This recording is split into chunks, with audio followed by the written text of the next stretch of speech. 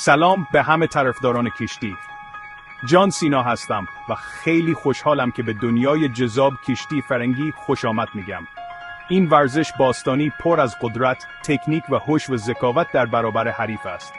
در کشتی فرنگی از بالاتن خود برای گرفتن، پرتاب کردن و خواباندن حریف روی تشک استفاده میکنید.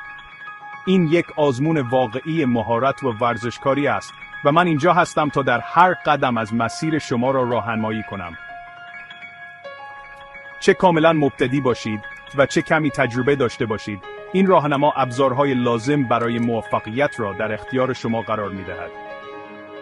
ما همه چیز را از حالتهای اولیه تا تکنیک‌های پیشرفته پوشش خواهیم داد. پس آماده باشید تا جنگجوی درون خود را آزاد کنید.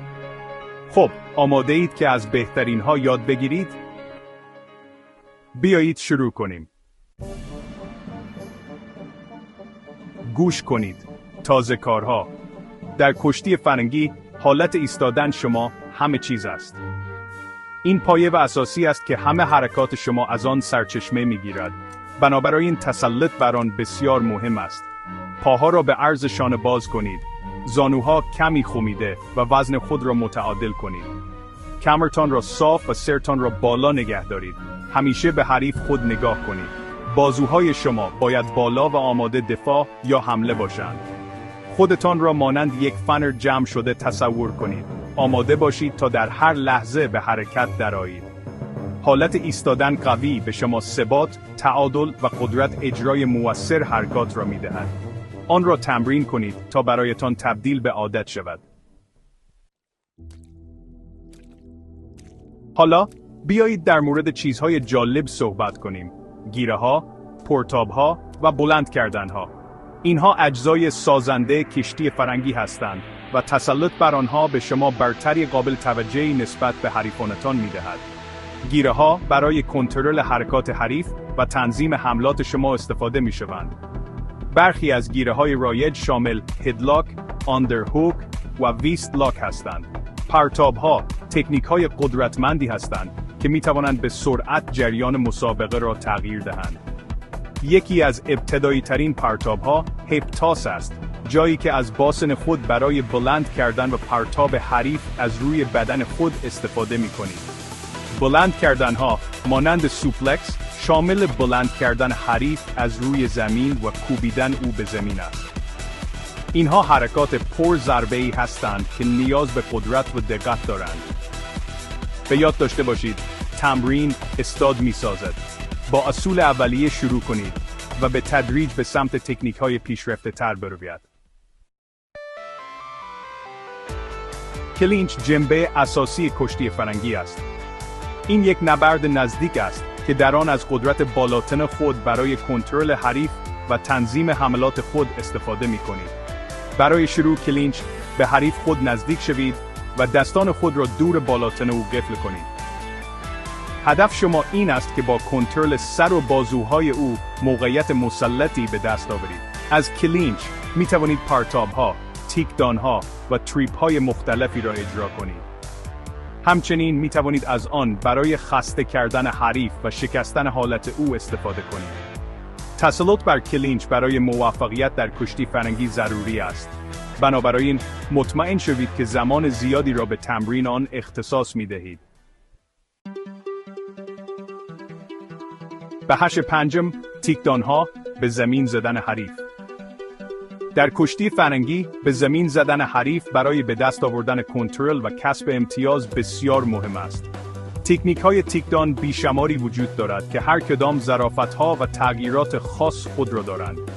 یکی از اساسی ترین تیکدان‌ها سینگل لگ تیکدان است. برای اجرای این حرکت به سمت یکی از پاهای حریف خود حمله کنید. آن را محکم بگیرید و با فشار او را به زمین بیاورید. تیکدان مؤثر دیگر دابل لگ تیکدان است، جایی که همزمان هر دو پای حریف خود را هدف قرار می دهید. این یک حرکت قدرتمند است که در صورت اجرای صحیح می تواند به سرعت به مسابقه پایان دهد. به یاد داشته باشید، زمان بندی، سرعت و تکنیک کلید تیکدان‌های موفق هستند. تیکدان‌های مختلف را تمرین کنید و تغییرات خود را ایجاد کنید تا حریفان خود را غافلگیر کنید. بخش ششم، فرار از خط، ضد حمله ها و برگرداندن ها. حتی بهترین کشتیگیران هم خود را در موقعیت های دشواری می‌یابند. به همین دلیل است که یادگیری نحوه فرار از خط و مقابله با حملات حریف بسیار مهم است. ضد حمله ها تکنیک های دفاعی هستند که به شما امکان می‌دهند حمله حریف خود را علیه خودشان برگردانید. به عنوان مثال، اگر حریف شما برای سینگل لگ تیک دان حمله کرد، می توانید با عقب کشیدن پاهای خود و گرفتن پشت او ضد حمله کنید. برگرداندن ها شبیه به ضد حمله ها هستند، اما شامل تغییر کامل موقعیتی هستند که در آن قرار دارید. به عنوان مثال، اگر حریف شما را در هدلاک قرار داده است، می توانید از برگرداندن برای فرار از گیره و به دست آوردن موقعیت مسلط استفاده کنید. تسلط بر ضد حمله ها و برگرداندن ها شما را به یک کشتیگیر کاملتر تبدیل می کند و به شما اعتماد به نفس می دهد تا با هر موقعیتی کنار بیایید. بخش هفتم، نکات تمرینی، تمرین استاد می سازد.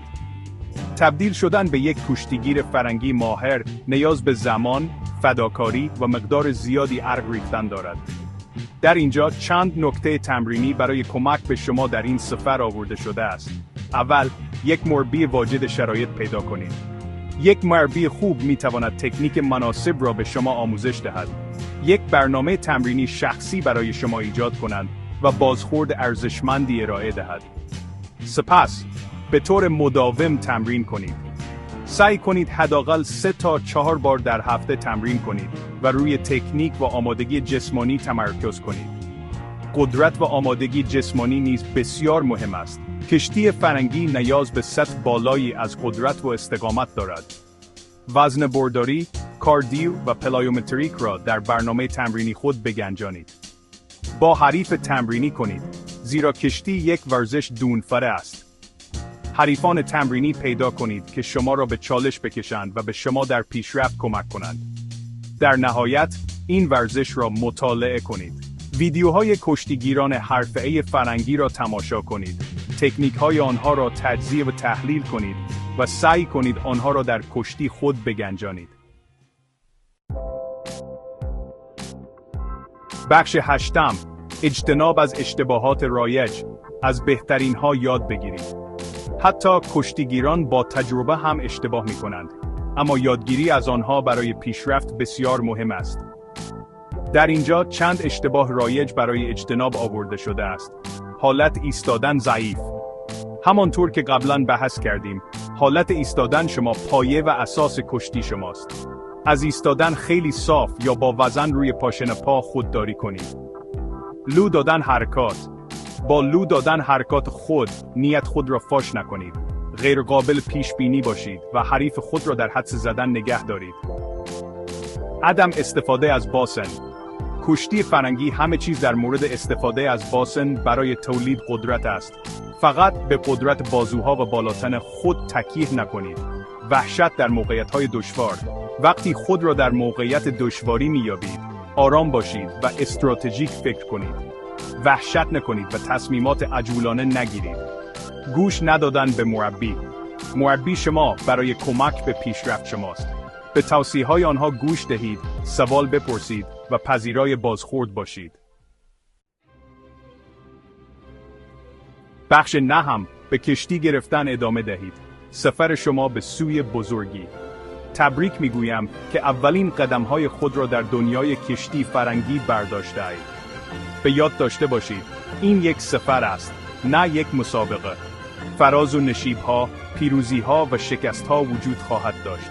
نکته اصلی این است که متحد بمانید، به یادگیری ادامه دهید و هرگز از رویاهای خود دست نکشید. چالش‌ها را بپذیرید، موفقیت‌های خود را جشن بگیرید و از این فرایند لذت ببرید. به یاد داشته باشید، مهمترین چیز این است که لذت ببرید و هرگز کشتی گرفتن را متوقف نکنید. حالا بروید بیرون و به دنیا نشان دهید از چه چیزی ساخته شده اید.